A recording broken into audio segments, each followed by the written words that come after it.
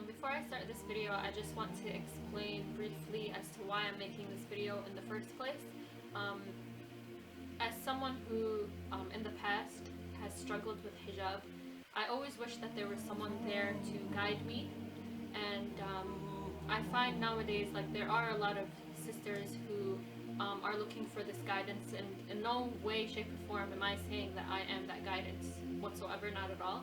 But if there is a story that I can share that has affected me, and I know that will be able to help others, especially with hijab and religion and anything like that, I'm willing to share my struggles for the sake of benefiting someone else. So just brief as to what kind of family I grew up in, because this has a lot to do with my hijab story and just my entire life journey. Alhamdulillah, I was raised in a family that a lot of people will call religious, but I really hate using that term, so I'm just going to say God conscious. One thing that always resonated with me the most growing up was the concept of hijab, because they introduced it to me in such a way where I fell in love with it. I fell in love with the concept of hijab. It was not introduced to me in such a way where I was forced to wear it, or I felt that it limited me in any way, shape, or form. My parents raised me in such a way where if I were to wear hijab, my clothing was not allowed to be anything above the knee. So it was very modest, not just, wearing the hijab on the head, but just wearing hijab fully. I did get a lot of questions in school from hijabis and from non-hijabis as to why I would wear long. And I would explain to them, that hijab is not just a hijab on your head, but it's also a concept to cover your body as well. So that was one of the reasons that I would wear long. Of course, my family raised me in such a way, if you ever wore hijab, you have to wear it this way. Not in a forceful way, but they made me understand and they made me love and appreciate why I wore hijab that way. So when I did eventually go to school, I was able to explain to hijabis and non-hijabis alike as to why I wore long, because in my classroom, even though there were a lot of Muslims, hijabis and not, a lot of them did not really understand why I wore long, and so I was there to explain it to them. I wore hijab when I was 8 years and 8 months, and it was something I was very proud of. As I grew older, when I reached the age of 12, 13, 14, when you reach that age, you're kind of just like, I know I have to pray, I know I have to fast, I know I should be wearing hijab, but it's not something that you really focus on, or at least that, in my case, it's not something that I really focused on a lot. Hijab was always a means of strength for me, and it was always something I comprehended. This is my conclusion of my own experiences, basically. Once you wear hijab, you'll start to understand hijab in a whole different level, because it's not just something that you hear about, but it's now something that you've actually experienced, and then you start to understand why you wear the hijab, and you start to understand why there is a need for hijab. I went through a phase where I wasn't necessarily interested in religion, but I still had this respect for hijab, and I would always observe hijab. Now I came to a point in my life where I was about 14, and this is the age where I feel like a lot of us start to experiment, and it's something natural, it's something that we all do. We're trying to find ourselves, we're trying to be the first to find ourselves, because they say, oh, you don't find yourself until you're like mid-20s or something, but at that age you're like, no, I know who I am, and all this stuff. So I started experimenting with a lot of things, and this is how my mind would think. I would be like, so I'd be at school, and I would be like, oh, if I didn't wear hijab, I would wear this, this, and this, and this. If I didn't wear hijab, I would do this, this, and this. This is how my thought process would be all the time, 24/7. This is what I would think. I had to admit to myself that I did want to remove my hijab. I wanted to fit in, I wanted to conform, I wanted to be able to do the things that non-hijabis could do, and I wanted to do all of these things, and I thought, what, this is what I wanted to do. But I knew, because of the family that I come from, because of the way my family is and my friends and all of that, I knew that I would not get support. And I don't want to say that this is why I didn't remove my hijab. This is obviously, it has a huge role. If you don't have the support, you're not going to do something. But it's also because in the back of my head, I'm like, what are you doing? What are you even thinking? And it's something that I really struggled for a really long time, and I had never told anyone about it. Up until the entire year, until my entire year of being 14, I had always thought about that. I came to the conclusion, I'm like, why am I removing my hijab? why do I have to remove my hijab to be able to conform? Why do I want to conform? Because a lot of the times, especially during that age, especially in my age now, like we think that, oh, these struggles will go away. These struggles never go away. There's always that thought in the back of your head. And as your faith grows, these thoughts become blurred. But at the same time, this struggle that I went through when I was 14, that doesn't mean that everyone's going to go through it when they're 14. They can go through it when they're 18, when they're 25, when they're 30, when they're 12, before they even wore hijab. That's why they haven't worn hijab until they were like 23 or something. This is my point. Everybody goes through this phase where they do not like hijab, they do not want to wear hijab, they struggle with hijab, and no one wants to address it. Nobody wants to address it, unfortunately. And I wish someone did address it when I was going through it, because I would have been like, you know what, I'm not the only one. I'm not the only one who thinks like this way. And it doesn't mean that there's something wrong with the way I'm thinking, but my reasoning for this thinking was wrong. I remember my father had gone to Hajj that year. It was 2012. When he came back, he was telling us all of these stories, spiritual stories about Hajj, and something just clicked in my head. I don't know what it was, but it just clicked. And I'm like, my father just went to Hajj. He's explaining all the, like, this entire beautiful journey of the pilgrimage of Hajj, how everyone from all corners of the world has come here to gather, to erase their sins, to seek forgiveness from Allah subhanahu wa ta'ala, to basically be reborn, in the sense where they come back with no sins, assuming their Hajj is accepted, and I pray everyone's Hajj is accepted.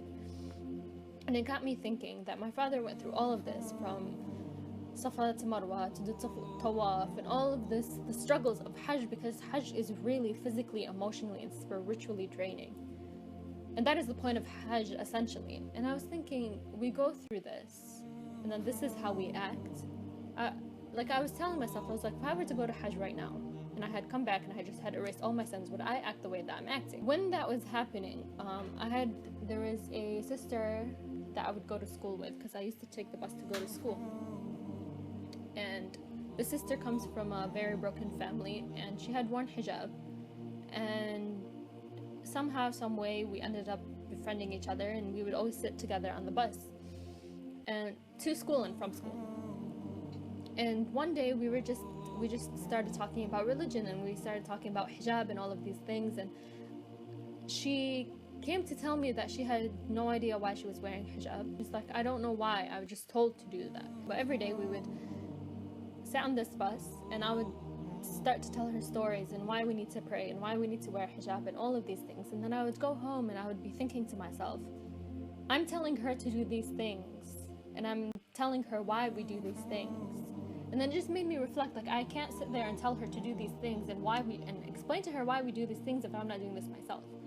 And you know, it got me thinking. I was like, if I'm gonna tell her why we wear hijab, I should be wearing hijab properly. When I say hijab, I don't mean just physical hijab, I also mean social hijab and every aspect of hijab in general. Even when I was going through this stage of not wanting to wear hijab, I would always tell myself, when I'm older, I want to wear the abir ras or the shador. And so I came to the conclusion where, you know what, no, I don't ever want to remove my hijab. This is something ridiculous. I know it was a phase where I was going through, like, you know, I want to remove my hijab, I want to rebel, I want to do all these things. And then I started researching more about religion and started reading more about Islam and the Ahl al-Bayt, alayhim salam, and the prophets, and just started reading more. Fast forward to 2014. I really, really, really wanted to wear the abir ras. And it was not something that I had in mind for, like, something to do when I was young, but rather to do when I was like mid-30s, something like that, right? So I don't know why, it just popped into my head because I had really fell in love with hijab and really fell in love with religion. I started reciting poetry, started doing all these things, and it was something that I really wanted to do. Long story short, I didn't end up putting it on, but I did end up putting the abaya. So I wore that for a year and a half. Alhamdulillah, all went well with that. Fast forward to November 2015. I remember we were sitting in a majlis.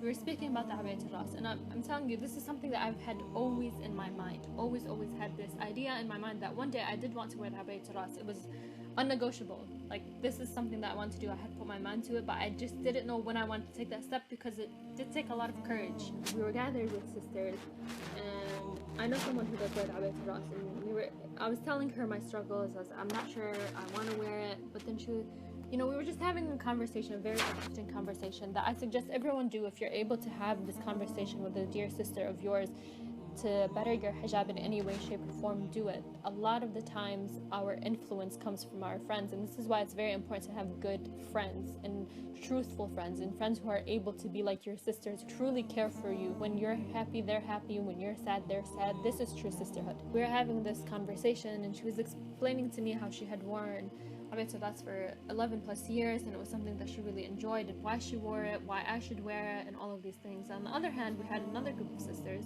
who didn't think it was suitable for the West. I didn't want to be in a place where if I'm going to do something, I don't want to be in a place where I'm not able to defend my point. So what I did is I emailed the office of my marja. The answer I got back was hijab, according to this marja, anything that covers the body and does not reveal the body or is not zina. However, the highest form of hijab is the abayat ras or the shador, even in the West. So that was the reply I got. So after I had this conversation with her and I saw the opposing sides, it was something that I really, truly, truly wanted to do. And mind you, I had tried to put it on twice before. And those two, I just never had the courage to. I don't know what it was, but I just don't feel like I was ready. And I'm glad I waited because I truly wasn't ready. Looking back, I don't think I would have been able to have done it just because I wasn't in the right place. Alhamdulillah, December 3rd, 2015, it was the Arba'in. I had worn it. Any form of hijab. I'm not saying the abayat ras, I'm not saying the abaya, I'm just saying any form of hijab. When you try to better your hijab, you will always receive some sort of negativity, unfortunately. And this is something I wish that didn't even exist. Or, you would think that if someone else is trying to better their hijab, you would think that you as a sister in Islam, you would help them and encourage them, but that is not necessarily the case, unfortunately. And imagine if every single sister had someone to support them, and we came together to support each other in order to be able to better all of our hijabs. I've explained to you briefly the story of my hijab and how I chose to wear the abayat ras, the shador, and I just want to briefly have a little reflection. I'm not saying that my hijab is perfect. This is not the message I'm trying to get across. This is not what I'm trying to say. I'm trying to say that whether you are someone who wears shirt and pants as hijab, or you wear a shirt and skirt as hijab, or you wear long shirts, cardigans as hijab, or you wear maxi dresses as hijab, or abayas, or abayat ras, or any of these things, or if you don't even wear hijab. The point of this video is not to put anybody else down. Instead, I want to reverse the roles, because I've seen so many on Instagram, on Facebook, on Twitter, everyone. Once they see someone who doesn't wear a good hijab, all of a sudden everyone goes and attacks these sisters. The issue is not that they don't wear proper hijab. Everyone struggles with hijab. Sisters, brothers, we all struggle with hijab. It's not something that we should even deny, because everybody goes through it. We are not birthed into this world and then, come out with perfect hijab. That's not how it works. I wish it worked that way, but it's not how it works. A lot of the times we see sisters who, for example, wear turban hijab. This is the trend now. It's something that people like, some people don't like. The point is not that there are sisters who wear turban hijab. The point is that there is Islamic law. Islamic law states what should be worn. It should not be worn for both men and women alike. The problem is when, for example, a sister comes wearing poor hijab and starts to promote this hijab as true hijab. That is when it's an issue. However, when there is a sister who struggles with her hijab and she knows she struggles and she knows what she's doing is wrong, but every day she's working towards bettering her hijab, you can't attack these sisters. These are the sisters who want to try. Every time we attack them, they're put off from religion. They're like, you know what? These people who claim to be religious are the ones attacking me. These people who claim to have the most perfect hijab are attacking me and putting me down. These are the sisters who need us, anyone who has overcome their struggles, who are going through these struggles, to help each other up. We sit here all the time. I see it everywhere on every social media platform. It's absolutely disgusting, the amount of things I see putting each other down, brothers attacking sisters, sisters attacking sisters. It's ridiculous. My point is, from this story, I really truly hope that we're able to see that someone who a struggling sister may one day have good hijab? Do we think of these things when we go and attack other sisters? Again, I just want to repeat, it's a problem and it's something that we should cover when a sister knows her hijab is not good and then starts promoting her hijab on social media and telling everyone this is hijab. That is wrong. But when a sister who struggles with her hijab is not promoting her hijab, she knows what she's doing is wrong, but she's still working on herself, do not attack these sisters. Help them, help them, help them. I'm here, I want to help people just like I wished someone helped me when I was going through my struggle. I hope that this was beneficial in any way, shape, or form. I hope you took something from this positive, and if you took something negative from this, let me know what it was. I don't want this to come off as a negative video. I want this to be able to inspire.